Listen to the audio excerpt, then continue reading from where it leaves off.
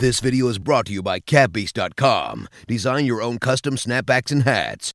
How's it going, guys? My name's Wilson. Before I start this video, I would like to give a shout out to my sponsor, catbeast.com. Catbeast.com is your one-stop shop for custom snapbacks made from people all around the world. You can design your own custom hats, snapbacks, beanies, and finding other great designs that suit your fitting. Now on to the video.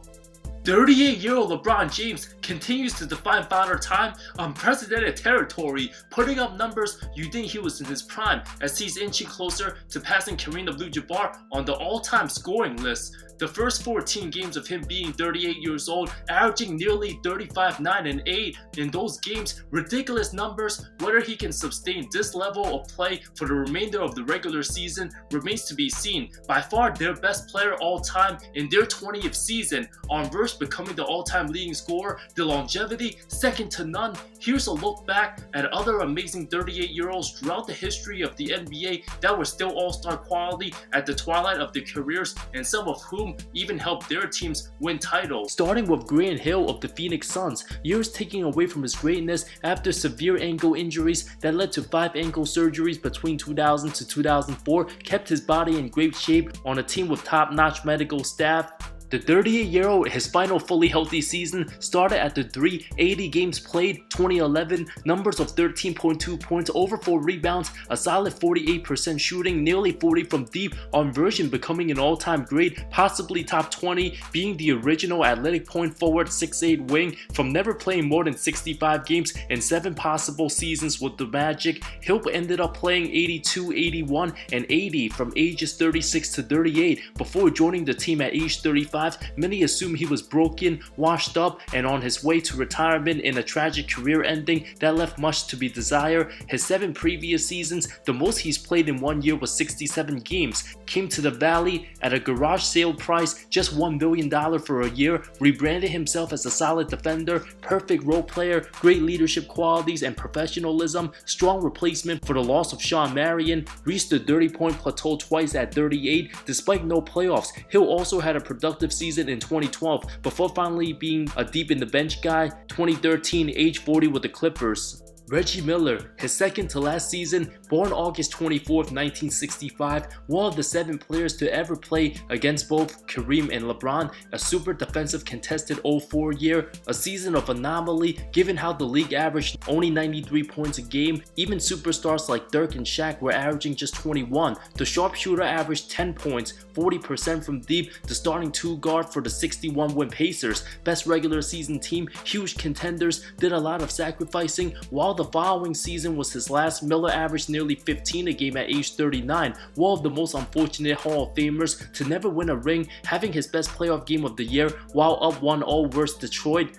21 points, super defensive, low scoring, looked like he had an easy layup down the stretch, but the length and athleticism of Tayshaun Prince came out of nowhere, denied the game time basket. Had the game went to OT, Pacers could have been up 2-0 for the series, outplayed by the younger Rip Hamilton. Nonetheless, Reggie's game aged historically well. Robert Parrish, 91-92, played to a whopping 43 years of age, 1,181 games into his career by then. The 7-1 big still an amazing at 37. The season before averaged around 15-10 on a 56-win team with Bird and MacLeod in their mid-30s. Young promising Reggie Lewis was starting to be the main guy on the team. 38-year-old Uncle Robert played 79 games, averages of over 14 points, 9 rebounds, 29 minutes, still one of the best centers, great interior presence and rebounder, a nice mid-range jumper, ran the floor and set hard screens, can post up, similar style, think of him as Jermaine O'Neal caliber with the longevity. A star who's super consistent, knows his role inside out, made the prime Celtics unstoppable due to his ability to match up with other talented centers, from labeled underachiever with Golden State to somebody that did his job reliably night in and night out. 14 years in Beantown, never missed more than 8 games in any of those years. The most dependable teammate Kevin McHale ever had. Said Robert was there for every single practice. Can't say that for most guys in today's NBA. The fact that Parrish played against all-time great John Havlicek, who came into the league in 1962, also played against the likes of Kobe Bryant and Kevin Garnett, both of whom retired in 2016, truly shows how crazy long Parrish been around the league for. Dirk Nowitzki, the Dallas Maverick Hall of Famer, still has some legs left despite his old age. His movement and speed got super slow, but the jump shot and one-legged fadeaway remained. After 2011, the team simply got old. The big German didn't have the proper star pieces to contend anymore. Played 54 games, averaged 14.2 points, 6.5 boards in 26 minutes. His most memorable game happened March 7, 2017. Became just the 6th player to reach the 30,000 point plateau. Did it against the Lakers. After no immediate timeout for celebration, Lakers failed to score. Dirk then drained the three. The building erupted even more. Despite just 33 wins, his team had Harrison Barnes, Wesley Matthews, and Seth Curry as the other go-to guys. Steve Nash, a mixture with the Suns and Lakers, born February 7, 1974. The 8-time All-Star posted numbers of 11 points, 11 assists, still shot over 50% from the field despite his old age. While the first 22 games of that season was still 37, Nash put up 15 points, 10 dimes, 56% shooting, looked a little better, made the All-Star team as well. His team remained mediocre, missed the playoffs with Marcin Gortat, his leading scorer, alongside Jared Dudley and the 39-year-old Grant Hill. Nash then took his talents to the Lakers looking for a ring, but literally second game of the year, collided with Damian Lillard, out for nearly 2 months after the injury. 23 games at age 38, numbers of 12.5 points, over 8 assists, still super efficient numbers, nearly 54% shooting and 46 from 3. The team too much dysfunction, a combination of players getting hurt plus the coaching staff colliding with the players. Father Time finally caught on when he was on the floor, was good, but also a hip injury towards the end of the season after leaving the team with the best medical staff and having the best years of his career in Phoenix. Nash would have honestly been better off finishing his career in the Valley. John Stockton, the all-time assist and steals leader, his third to last season, averages of 11.5 points, 9 assists, attempted less than 8 shots, broke John Havlicek's record for most games played on a single team beginning of the 2001 season, a strong pain tolerance even when he was injured, had a broken foot during the 92 Olympic play, quickly recovered, never made excuses, his resting heart rate 35 beats per minute, half of the average well-conditioned male athlete, which allows him to recover quickly even while standing at the free throw line to catch his breath faster than most others. Former college teammate Jeff Condell recalled, Stockton doesn't sweat, simply doesn't get tired quickly, being just 6'1 and 170, not even muscular. The fact that Stockton played every game in 17 of his 19 NBA seasons, truly remarkable. While age might just be a remarkable number for Karl Malone. The mailman's final All-Star appearance with the 0-2 Jazz, played 80 games, 38 minutes on average, numbers of 22.4 points, 8.6 rebounds, over 4 assists. How about a career best 1.9 steals? Although his team's championship windows were officially closed, still the best player in Utah that led his team to the postseason. Second scoring option Daniel Marshall. Malone having one of the best physiques of any NBA player, 6'9", 260 plus beast at the conclusion of his 38-year-old season, had a 2.6% body fat, obsessed with working out. Because of his workouts and always staying in top shape, Malone's fitness capabilities and strong body allowed him to barely miss any games. When most players rest, relax, and recover right after the season, or deal with nagging injuries during the summer, or work on other aspects of their game, Malone would mostly focus on conditioning, stamina for over 2 hours a day, hit the gym 6 days a week, which paid off big time during games, being one of the hardest workers and strongest players on the floor each and every night, a name swept under the rug as an all-time great due to the lack of rings. Today's players like Anthony Davis should highly consider training and discuss conditioning with someone like Karl. Maybe he'll stop getting hurt every 10 minutes each game. Tim Duncan, born April 25th, 1976, literally the day after his 38th birthday, the big fundamental had a 22.3 block game versus Dallas. For the 21 playoff games at age 38, the 2014 title year, the greatest power forward averaged 16 points, 9.5 boards, 1.3 assists, was absolutely not going to be denied. He knew he was going to win it that year after coming up short in 2013. Absolutely clutch go-to down the stretch, closed out OKC on the road in Game 6 as consistent and reliable and all-time great there is. A vintage throwback 27-point Game 1 versus OKC, just 29 minutes, dominated Game 5 with a 22 and 12 stat line, came through in the clutch Game 6, still dependable when called upon, 19 big points, 16 big rebounds, and the OT clinching driller, playing the 5 on a 62-win team. 2014 was a year of revenge, reminding everybody why the Spurs franchise has been elite since Duncan's arrival. Solid numbers of 15.4 points, 10 rebounds, 57% shooting from the field in the 5 games versus Miami. Chris Bosh couldn't guard him, whether it was an outlet pass, disrupting shots down low, or needing a bucket. As multifaceted and aging star there was, always adapted instead of needing to do it his way. Part of the legendary ball movement squad with Boris Diaw, San Antonio's in pursuit excellence personified. Duncan was even an all-star the following regular season. Respectable numbers of 14 and 9, 2 blocks in just 29 minutes, 55-win team, made all defensive second team, still up there as one of the best defensive anchors, 3rd-team All-NBA in his 18th season. Simply just amazing. Although some nights he might only score 4 or 6 points, San Antonio continued winning. Game 2 versus the Clippers, a masterful 28-11 in an OT win, held his own against prime Blake Griffin. Then Duncan finally turned 39 after Game 3 of the 2015 series. Still considered a top 15 player in the game at that late of his career. No true power forward in the history of the NBA aged better than the big fundamental. Michael Jordan with the Washington Wizards, after being retired for 3 full seasons, smoking cigars and destroying cocky young players one-on-one in pickup. Super frustrated with the direction of the Washington franchise, an awful team filled with young players deep in the lottery, drafted Kwame Brown 1st overall. Management didn't get Elton Brand in the trade somebody MJ demanded, a 19-win team.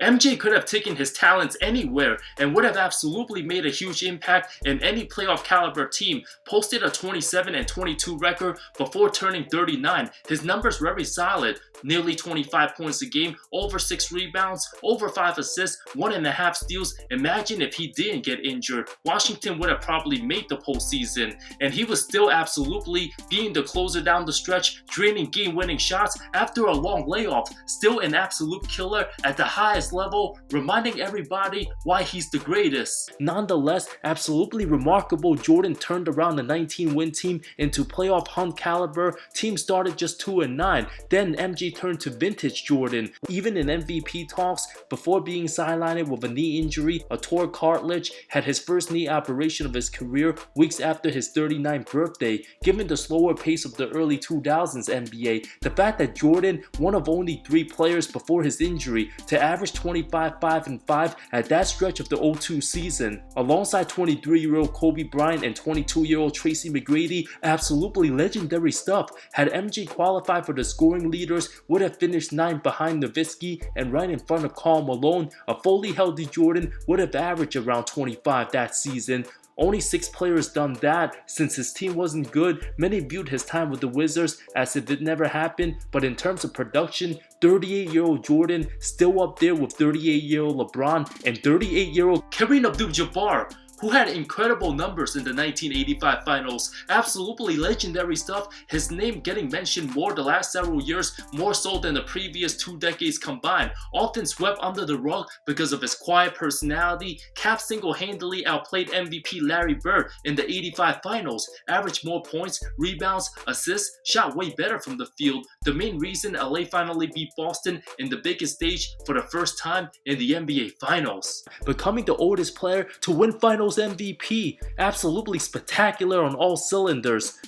After an awful Game 1 beatdown, Cap bounced back with a vengeance. Not counting the first game, his numbers of 28.4 points, 10.2 rebounds, 6 assists, 61% shooting, literally prime superstar big man numbers. A 30, 17, and 8 stat line Game 2 to even things up. After Boston tied at 2-2, Cap had enough of the Lakers-Celtic curse. Dropped 36, 7, and 7 at home Game 5, then closed out the series at the Boston Garden. A 29-point masterpiece, winning Finals MVP. 14 years apart after the Lakers 0-8 all-time in the finals versus Celtics. Despite what LeBron's doing right now as a 38-year-old in this regular season, Kareem Abdul-Jabbar doing what he did against the defending champions, the most prestigious franchise in all of the NBA, the most important stage, the NBA Finals, still by far the most impressive performance by any 38-year-old the NBA has ever seen. Imagine how it would feel if old Duncan outplayed prime LeBron and putting up even better numbers. Jabbar proved prove to the world why the Skyhook's still the most unstoppable shot in all of basketball, the backlash would have been massive had Magic and Kareem lose to the Celtics again.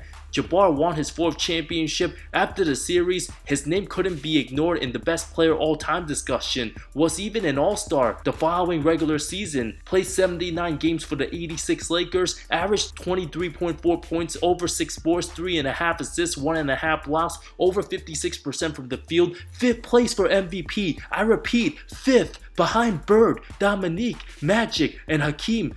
Made first team All-NBA over Hakeem. Depending on LeBron's ongoing future achievements months after this video, Kareem Abdul-Jabbar's accomplishments as a 38-year-old, second to none. LeBron will continue putting up monster numbers, but his 2023 Lakers, not looking promising, might miss the playoffs entirely. Likely will make first team All-NBA or finish anywhere close to top 5 in the MVP race. Many guys 10 years older than Kareem flamed out by age 30 in the late 70s and early 80s when the NBA at the peak of the cocaine era. While Jabbar didn't benefit from today's medicines and recovery tools, teams back then also didn't have personal jets. NBA players still flew commercial. Besides being able to train in martial arts with Bruce Lee, Kareem was big on meditation for physical and mental health, did yoga frequently, something barely any athletes at the time did, an early innovator to maintaining a super long productive career, to average above 23 points a game, still being the first scoring option for a 62-win team as the 38-year-old. Regardless of the debates on who's the greatest and whatnot, the greatness of Kareem Abdul-Jabbar will always be respected in the highest honors possible.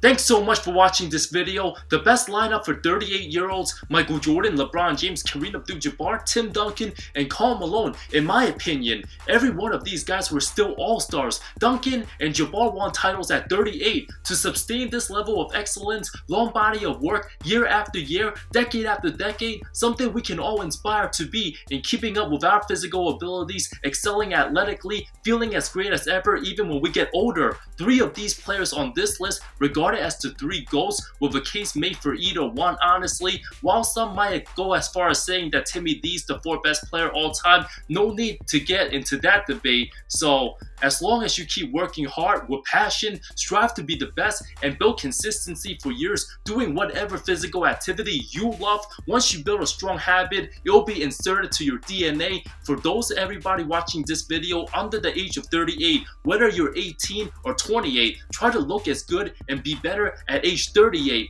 Don't waste time, get to work and enjoy. Love y'all. See you next time.